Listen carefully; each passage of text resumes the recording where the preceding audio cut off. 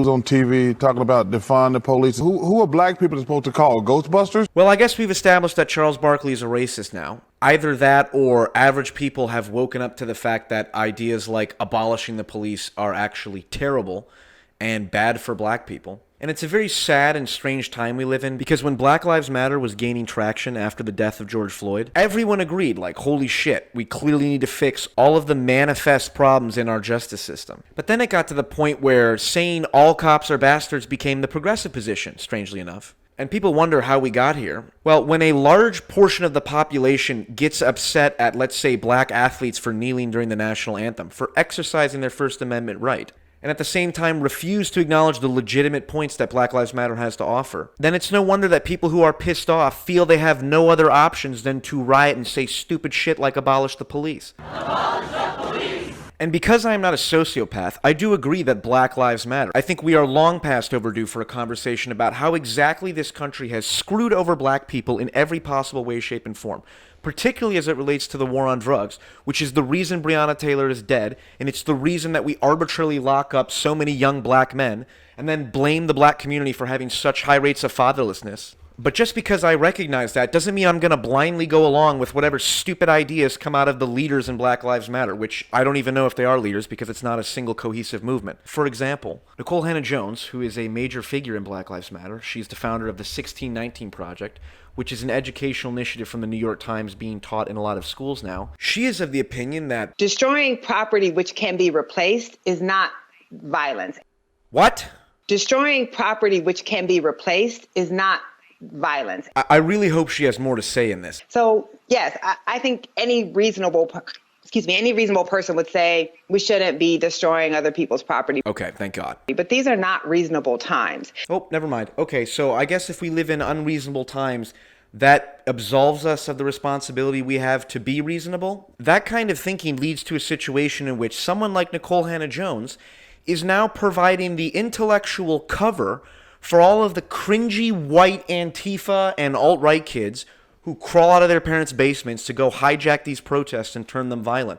Oh, but Paul, don't you know Martin Luther King said a riot is the language of the unheard? Okay, that's an observation. That's not an endorsement of riots. If you think Martin Luther King, the champion of nonviolent protest, that he would endorse violent movements, it's like, oh my God, you have to have been high during history class. What Martin Luther King and Malcolm X and many modern-day civil rights leaders agree on is that the most important thing for black people is building an economic foundation from which they can invoke political change. And the absolute most counterproductive, asinine activity that people in Black Lives Matter are engaging on is burning down all of the businesses that are the source of exactly that economic power. It would be very easy for me to just sit here in my privileged position in my safe apartment while 8 blocks over and the entire neighborhood gets gutted and looted and destroyed. And then I see my peers on social media literally gaslight people and say, actually, if you criticize the violence, that makes you a racist because you're choosing to focus on the negative aspects of the movement. It's like, you psychopathic scumbags. If you want to fix or improve or support something, you criticize it. That's exactly what we do with the police. We can recognize that police fundamentally are a good thing, just like the sentiment behind Black Lives Matter is obviously a good thing. But when Black Lives Matter or law enforcement engage in excessive and abusive and unjust activity, like killing innocent black people or burning down black businesses, then it needs to be criticized, and loudly. And the idea that we're not going to do that because we're afraid that, oh, well, someone might call us names or someone might say we're racist or un-American, it's like, how about no? How about people just actually sack up and say what they believe to be true, and then we can call out injustice wherever it manifests. And there are no sides in this, because there is plenty of criticisms to be leveled in all directions, including the police. So all you Blue Lives Matter folks should strap in. Among the many pervasive and stupid ideas we have in our culture is the idea that being a police officer automatically makes you a hero. First off, being a police officer is not even in the list of top 15 dangerous jobs, so the idea that police officers put themselves in harm's way more than other occupations is just not true. You're many times more likely to die as a road worker than you are as a police officer. And I would argue having functional roads is as essential of a service as having functional law enforcement. The police officers who are actually heroes are the ones who understand their roles as civil servants, not just enforcers of the law. And the officers that deserve the most praise are the individuals who come from communities where trust in law enforcement has been completely eroded and look at that system and decide, despite all of its manifest flaws and despite maybe its systemic problems, problems, to become a police officer anyway so that they can reform the system from within, so that they can take their personal experience and synthesize it with their role as a law enforcement officer. And the weak-minded morons who say all cops are bastards are the ones who conveniently ignore those individuals and facilitate an environment in which white women feel comfortable telling black police officers that they're race traitors. They're a part of the system. They're a part of the problem. Smile for Breonna Taylor.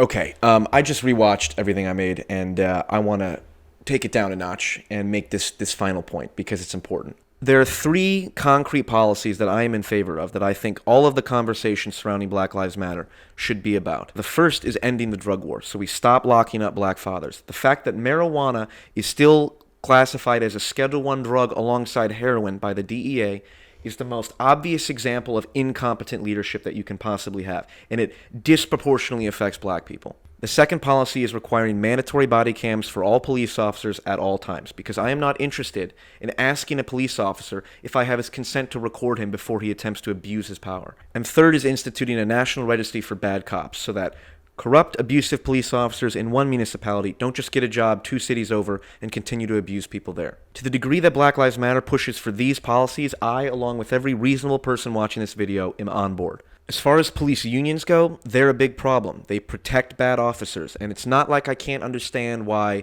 an occupation in which people are killed is going to create a culture in which everyone has each other's back. It's the same thing that happens with gangs. Gangs won't snitch on their fellow members because they're subject to violence. Well, if the police feel that they're subject to violence, which they are, that's going to create a feeling of shared camaraderie that's going to make it difficult for them to turn in their own members. But that's not an excuse, although it may be an insolvable problem, and it's something that Black Lives Matter correctly points out. The frustration I have with Black Lives Matter is the conversation surrounding it.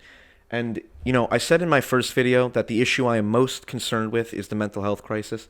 And I think about that lady holding the camera in front of that police officer's face. I do not blame that woman, nor do I blame the people that I refer to as psychopathic scumbags for falling victim to a pathological ideology, a dogma about what to do with the sense of guilt, the deep sense of guilt that is a result of being, like me, someone of extreme privilege and watching society seem to collapse around us and watching people who have their own corner of hell cut out suffer.